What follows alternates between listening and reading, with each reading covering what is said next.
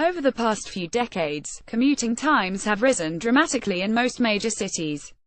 As inner city property prices have mounted, many workers are moving further to city peripheries for lower costs, but those searching for cheaper rents are encountering longer commutes.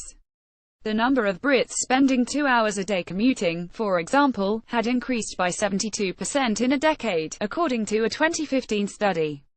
Indeed, the most recent studies available find the typical Londoner spends an average of 6 hours and 10 minutes each week commuting, while the average New Yorker clocks in slightly more, at 6 hours and 18 minutes. Meanwhile, millennials are reading more than their older counterparts. According to a Pew study, 72% of 18 to 29-year-old readers in the US have read a print book in the previous year, more than any other age group. At the same time, a third of book buyers under 44 want to spend less time on digital devices, says the Codex Group, which specializes in book audience research. Print book sales have risen in each of the 3 last years, following a period of stagnation.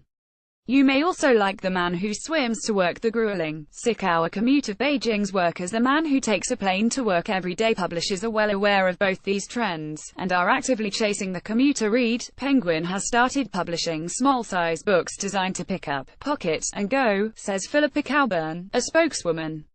In a similar vein, Oxford University Press has released a selection of 35,000-word titles, formatted in specialized block paragraphs which aim to make it easier to find your place again after forced breaks in concentration.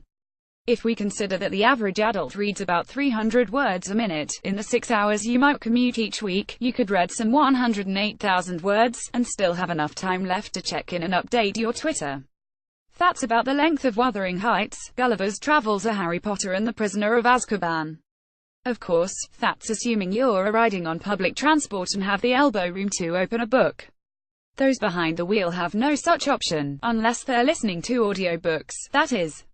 Even short commutes can be used successfully to read more, so BBC Capital asked what are the best ways to read, and the best things to read, for your particular commute. 15 minutes or less. Poetry is well suited to a short commute, says Professor Wiebo Brouwer, a neuropsychologist at the University of Groningen in the Netherlands. He says short commutes best fit texts with a shorter time scale, like news items or short poems.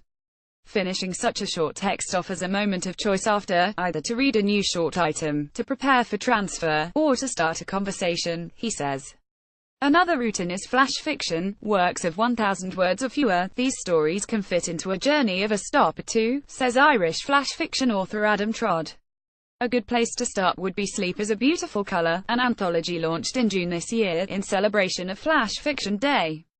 For other more cell-size reading, publishers are printing concise books with extracts from longer works, such as Penguin's Great Ideas series, or short topic overviews, such as MIT Press Essential Knowledge and Bloomsbury's Object Lessons. 30 minutes or less. For 30-minute journeys, short story collections are ideal.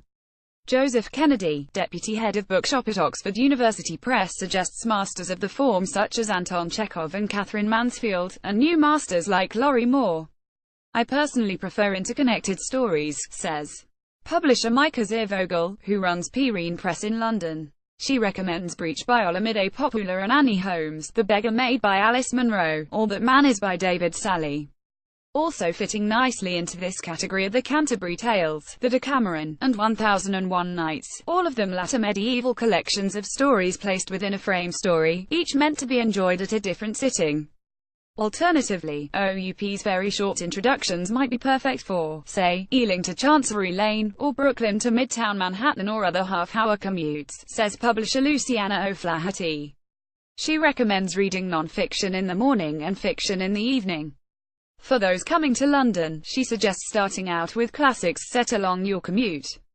Read about Martians invading Surrey as you come in from Richmond, or The Muck on the Wall from Virginia Woolf. For short pieces on London, she says 0.45 minutes or less. For commutes this length, the serial novel really comes into its own. Books like Dickens' Pickwick Papers, the first real publishing phenomenon, appeared in installments 19 in the case of Pickwick, so reading them episode by episode is returning to their origin. Wilkie Collins' The Moonstone, the first full-length detective novel, was also serialized by Charles Dickens in a magazine he edited, all the year round. The Three Musketeers appeared initially in serial form in a newspaper, too. So too did Henry James's Portrait of a Lady and the Ambassadors, as well as Harriet Beecher Stowe's Uncle Tom's Cabin.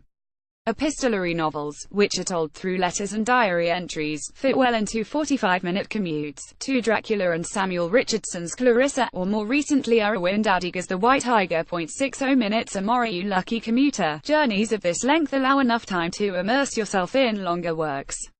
When beginning in a new novel, quite a lot of reading time might be required to build up the internal context for interpreting and appreciating the separate elements of the story, and in a short commute the build-up will be incomplete, says Professor Brower.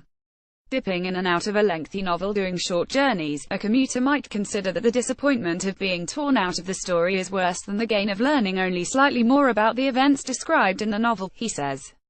At this length, most recent winners of major prizes begin to roll into view, like 2016 Booker winner Paul Beatty's The Sellout, or the 2015 winner Malam Jam's A Brief History of Seven Killings. For a non-intimidating entry into this category, try referring to a well-curated list, like the 100 Favorite Novels of Librarians. Pride and Prejudice comes tops, the Modern Library's 100 Best Novels of the 20th Century Ulysses, or the Norwegian Book Club's Top 100 Works in World Literature Don Quixote. Practice makes perfect. Focusing on reading during short commutes means learning to ignore some stimuli, like people around you or a hot rail carriage, and concentrate on the task at hand, says Dr. Tade Thompson, a British consultant psychiatrist and novelist. To facilitate this, it helps to make it a habit, says Dr. Thompson. Commitment, consistency, and regularity helps to facilitate the brain pathways associated with reading, he says. So keep doing it, and you'll get better at it. With a bit of practice, you never know, your commute may turn out to be the part of the day you most look forward to. To comment on this story or anything else you have seen on BBC Capital, please head over to our Facebook page or message us on Twitter. If you liked this story, sign up for the weekly BBC.com features newsletter called If You Only Read 6 Things This Week. A hand-picked selection of stories from BBC Future, Culture, Capital and Travel, delivered to your inbox every Friday.